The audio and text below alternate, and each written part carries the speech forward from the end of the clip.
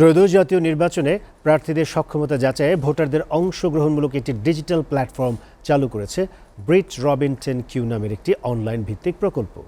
সোমবার বিকেলে জাতীয় প্রেসক্লাবে এক অনুষ্ঠানে এই সংক্রান্ত তথ্যাদি জানানো হয়। অনুষ্ঠানে বিভিন্ন রাজনৈতিক দলের প্রতিনিধি সহ নানা শ্রেণী পেশার মানুষেরা অংশ নেন।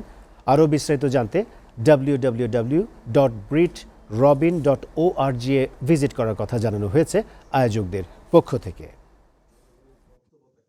আমরা ভোট দেই প্রতিনিধি বাছাই করতে, ভবিষ্যৎ ধ্বংস করার লাইসেন্স দিতে নয়।